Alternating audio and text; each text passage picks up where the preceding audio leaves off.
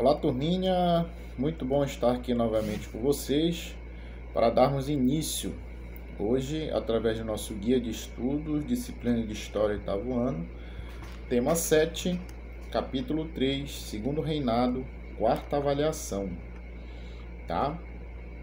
Então, o segundo reinado foi caracterizado como uma época de relativa paz entre as províncias brasileiras, abolição gradual da escravidão e a Guerra do Paraguai, tá?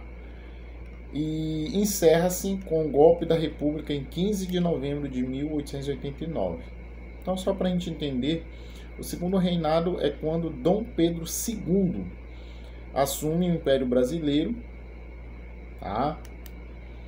E tem suas características com alguns assuntos que fizeram com que ele fosse deposto do cargo. Resumo. O segundo reinado é o momento em que o Brasil se consolida como nação. O regime político do país era a monarquia parlamentarista, onde o imperador escolheu o presidente do conselho, equivalente ao cargo de primeiro-ministro, através de uma análise com 3 nomes.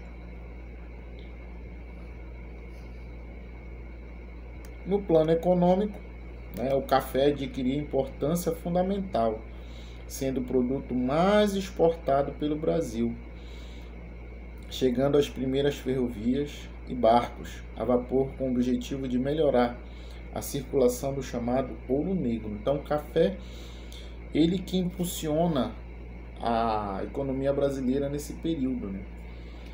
Não só como nesse período, como até os dias atuais. Só que, claro, que hoje em dia já temos outros produtos, né? Temos a laranja, temos a questão do minério, né? E dentre outras situações que alavancam a nossa economia. Mas nesse período o café era o produto central. Em meio à prosperidade cafeeira, o Brasil se encontra num dilema, pois quem trabalhava nas plantações de café eram pessoas escravizadas. Desde o governo de Dom João VI, o país havia se comprometido a abolir a escravidão. No entanto, a elite cafeira se opunha, pois isso acarretaria perdas econômicas. A solução é determinar com um trabalho servil de forma gradual. Tá? Continuando, será no segundo reinado que o Brasil se vê as revoltas, com o maior conflito armado na América do Sul, a Guerra do Paraguai. Por fim, sem o apoio das elites rurais e do exército, a monarquia é derrubada através de um golpe militar. A família imperial é obrigada a deixar o país e se instala a república. Tá? Então aqui nós podemos ver alguns dos episódios que acarretaram na derrubada da família imperial no governo. A questão escravista e a Guerra do Paraguai. A questão escravista é que a elite cafeira não aceitava o fim da escravidão. Eles relatavam que isso poderia atingir os seus lucros. E quanto à Guerra do Paraguai, o Brasil sai vencedor desse conflito, só que o exército não vamos dizer assim, agraciado, como eles queriam. Então, se nós percebermos ao longo da história do Brasil, entre a queda do segundo reinado, a Revolução de 1930 e o regime militar de 1964, o exército ele é a figura principal, na qual ele impulsiona a entrada militar nesses 3 períodos que eu citei para vocês. Segundo reinado começa em 1140 com o golpe da maioridade, que já vimos lá no período regencial. Durante o período regencial, o Brasil viveu uma série de guerras civis.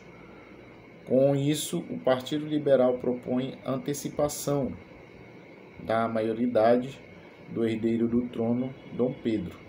Parte dos políticos entendiam que a falta de governo central era um período para a unidade do país. A política do segundo reinado é marcada pela presença de dois partidos. O Partido Liberal, cujos membros eram conhecidos como os Luzia, e o Partido Conservador, cujos membros eram conhecidos como os Saquarema.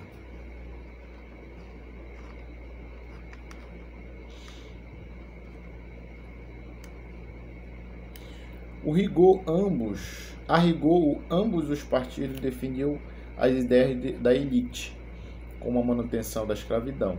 Somente se diferenciavam em relação ao poder central, com os liberais lutando por mais autonomia provincial e os conservadores por mais centralização. Por causa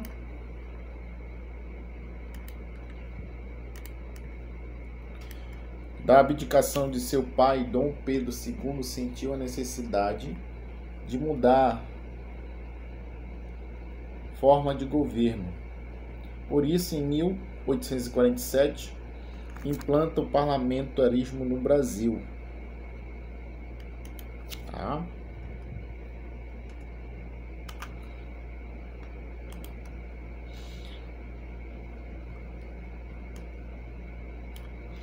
Aqui o sistema funcionava um pouco diferente daquele praticado na Inglaterra. Ali o primeiro-ministro era o deputado do partido mais votado. Já no Brasil, o presidente do conselho, primeiro-ministro, era escolhido pelo imperador a partir de uma lista de 3 nomes. Este sistema ficou conhecido como parlamentarismo às avessas. Coisas do Brasil, né? Infelizmente. O imperador também detinha o poder moderador, mas este foi usado poucas vezes pelo soberano. Comparado ao período regencial, não houve muitos conflitos internos durante o segundo reinado. No entanto, podemos citar algumas revoltas, como a revolta da Revolução Praieira, em Pernambuco, revolta dos Muques, no Rio Grande do Sul, e a revolta dos Quebra-Quilos, na região Nordeste. Tá? Turminha, na nossa próxima aula nós iremos ver economia no segundo reinado. Ok? Obrigado e até a próxima.